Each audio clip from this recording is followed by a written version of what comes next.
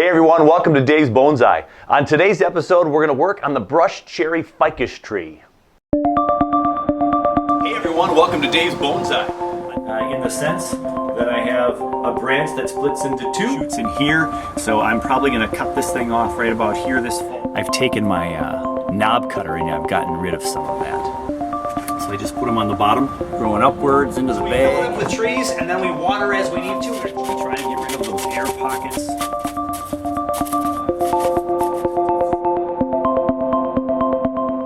So today we're in the mid part of November and we're going to do a little bit of work on my brush cherry ficus tree. So I had the great opportunity with the Minnesota Bonsai Society to watch about an hour and a half interview and back and forth question series that we broadcasted to our members with Rodney Clemens. Rodney Clemens out of Georgia, and we had a great session on tropical trees. Now in Minnesota, in the Minnesota Bonsai Society, when we talk to our members, there's a lot of members that don't have the big sprawling house. They might not have the great cold frame storage to have deciduous trees, coniferous trees. And so there are a number of the members of the Minnesota Bonsai Society, in which I'm a member of, who have tropicals. And we love tropicals, and it's funny because we had mentioned in the meeting that a lot of times people have tropicals so they can work on their trees longer or throughout the year more. And there's, you know, a lot of back and forth and about when you should work on trees. And the general rule of thumb still sticks with tropicals, as it does with most trees, is that there's a certain time of year when we really should be working on our trees. And first of all, they should be growing really well, you know, healthy and vigorous, and that's when you can work on your trees, right? General rule of thumb, growing, strong, healthy. And you try to get that trimming and pruning and repotting and all that work at the right time of year.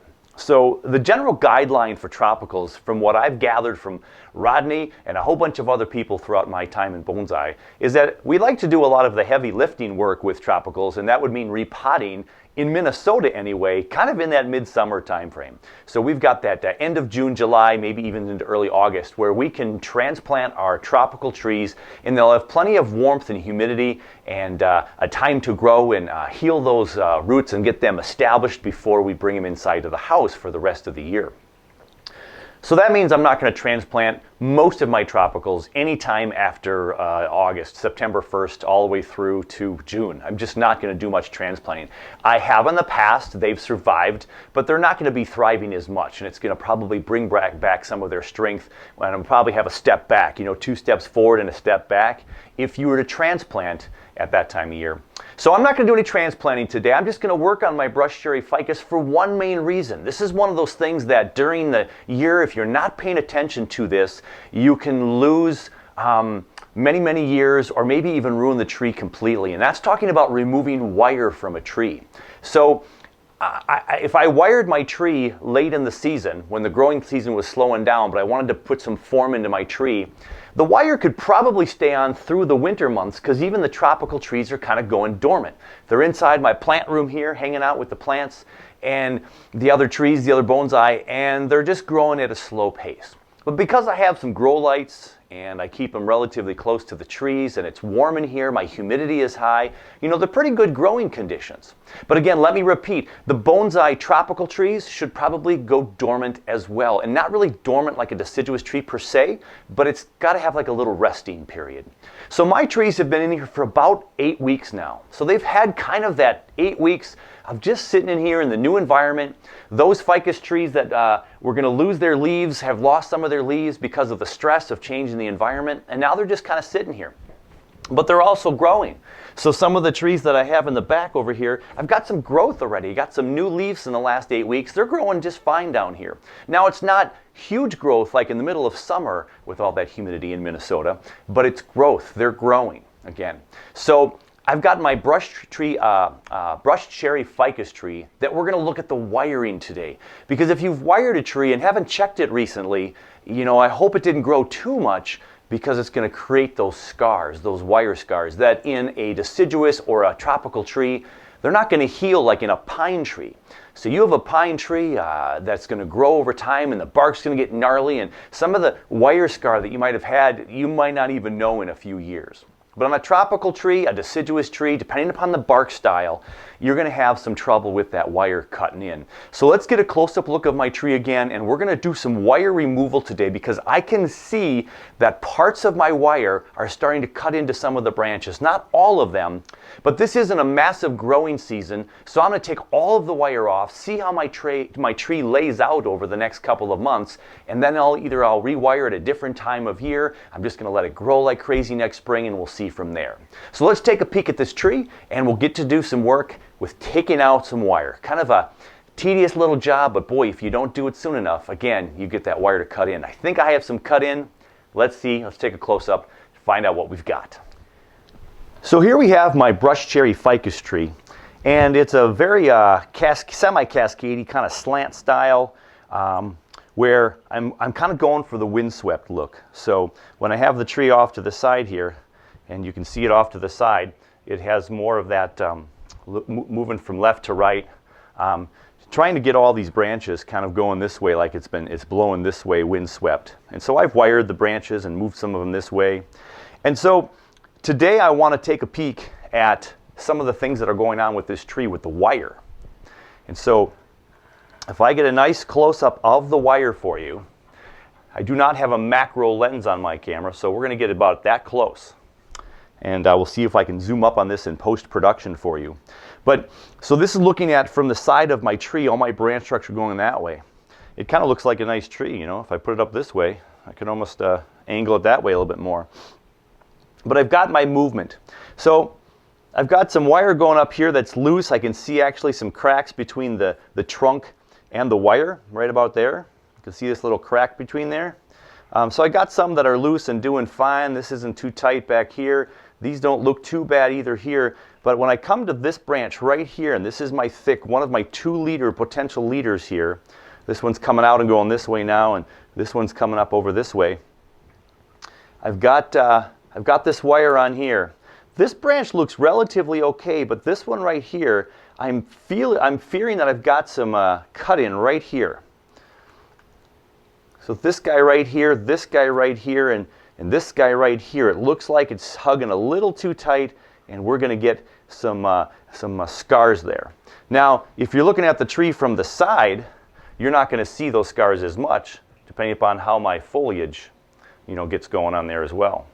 And we'll see that with growth over time. But we're going to go ahead and we're going to cut some of these out and take some of these off. So we're going to go ahead and start down here with the bottom one. So my hand is pinching while the pliers does the work. Oop. This is copper wire I used on this, so it's very stiff. So again, I'm pinching the wire with this hand, and I'm taking the pliers here and doing some movement. I'm right-handed, so this is an awful awkward thing. Okay, so I'm going to pinch up here, bring this back over here. That way I'm hopefully not damaging the tree. I'm just moving this wire. Got to position yourself just right. Again, pinch the wire with my left hand. And it's starting to get loose because I've lost that anchor now for this particular one. It's getting kind of loose in there. I'm going to go ahead and cut it here and take this piece off. So my fear has come true. You see that little rusty mark right there? Little bit of pressure in there. Little bit of pressure. That might go away with time. This is a rough barked, a little bit more of a rough bark surface here. It might disappear in time, but there you can see we got some wire marks on there. I'm going to hope that those are going to go away.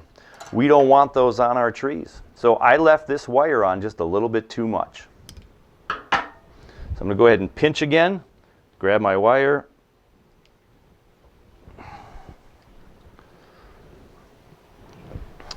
Okay, I've got another wire here for the secondary wiring I did. So I'm going to go ahead. So grab.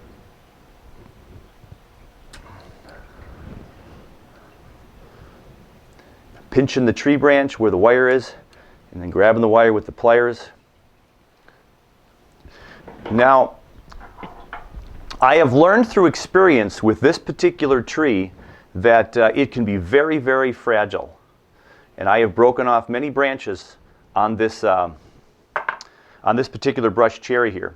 So this one right here is moving the whole branch structure, and if I'm not careful, I'm going to get that thing possibly breaking a branch. So I have to be very, very careful again. So I'm going to go into this branch here, I'm going to pinch here. And if I have too much sensitivity, like I felt right there, you can go in and you can cut the wire, especially if you're using copper wire, and you're going to get a good nice cut there and hopefully relieve some of that pressure. So that copper, once you bend it, really holds its shape. And then you can really create damage and break your trees if you don't have a good grip on it with your pliers in your hand. So as I go in here and really gently cut off some of the wire, I'm only taking off really small chunks, 1/4 to a 1/2 inch chunks, to try to see if I can take this apart piece by piece. You also run the risk of cutting your tree with your wire cutter too, so you have to be super careful.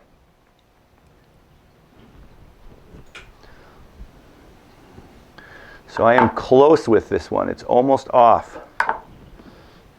So again, I'm going to grab one here, and twist. Finger on one, plier on the other one. And I'm going to cut that one off. And then didn't even, oh, there you go. Loosen that one up just enough to take that one off.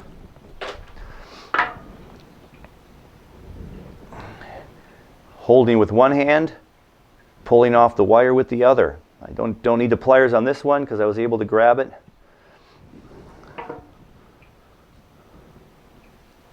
Again, this brush cherry ficus, it's kind of a slow grower.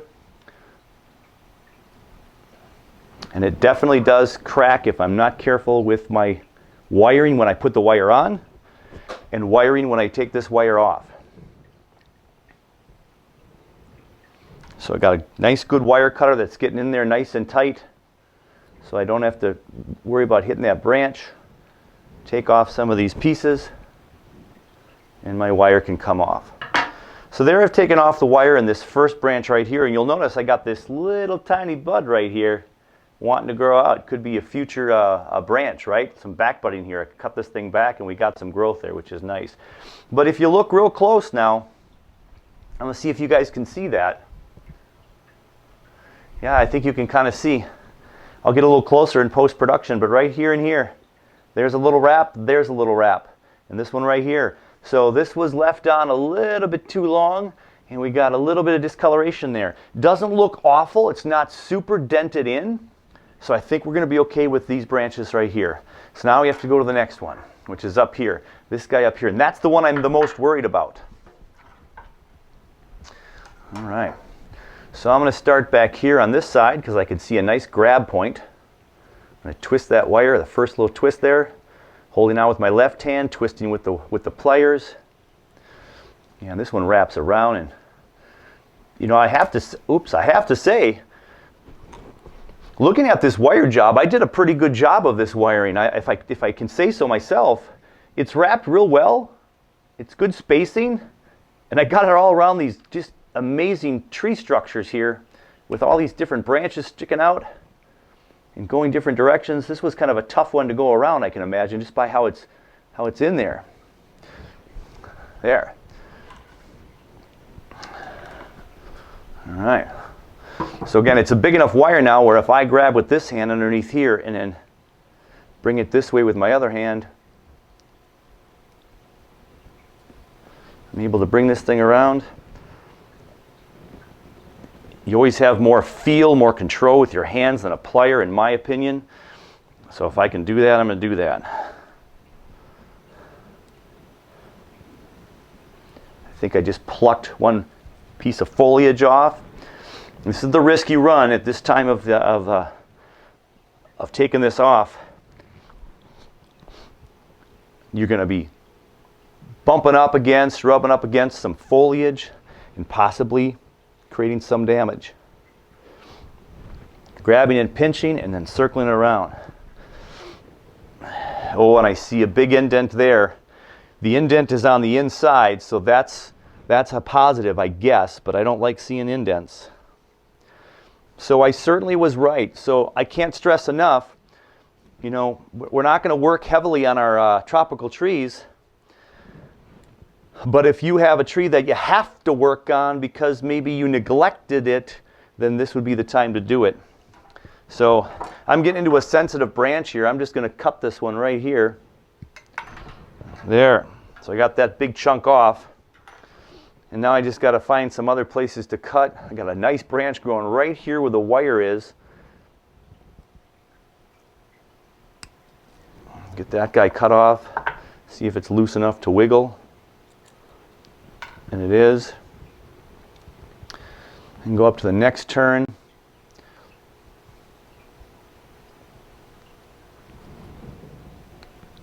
Cut that off. That fell off. There we go.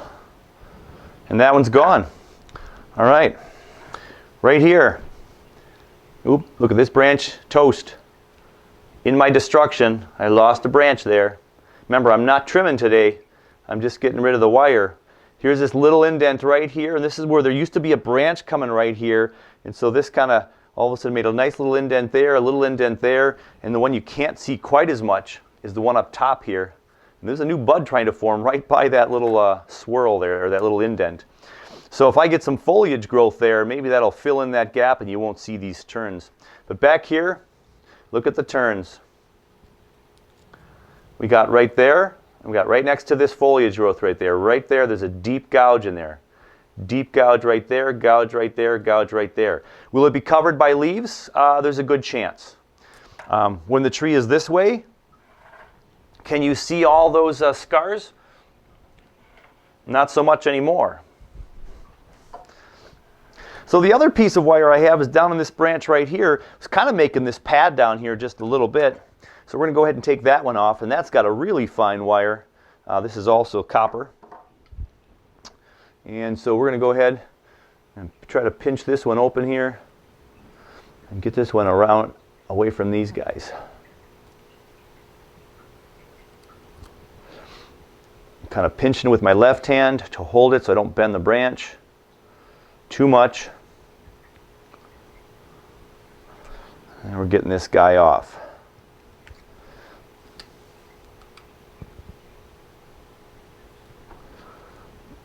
Now I can use my hand.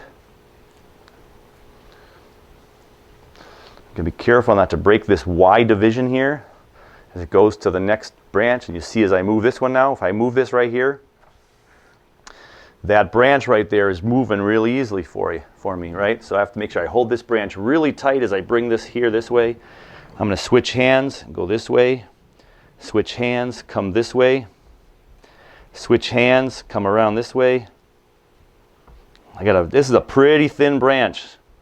Any thinner than that, I wouldn't be wiring that small of a branch most of the time. But I definitely was looking for some direction in that one. I'm grabbing with one hand. If I were just to yank on this wire, this branch would be broken in several places already. So where this one comes down here, this branch took off a little bit. It's got some growth there. I'm going to be super careful with that now, and I think I'm going to try to cut this one right here. And it gets that off.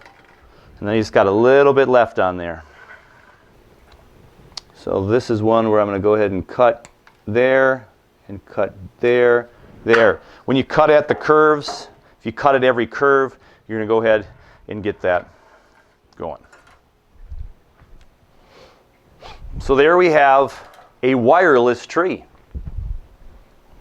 Our wireless tree. So the only thing else that I want to mention about this tree, and actually the only work I'll do on this tree, because I told you I wasn't going to work on this tree, I want to make sure you guys can see this. So the last thing I'll do on this tree is right down here.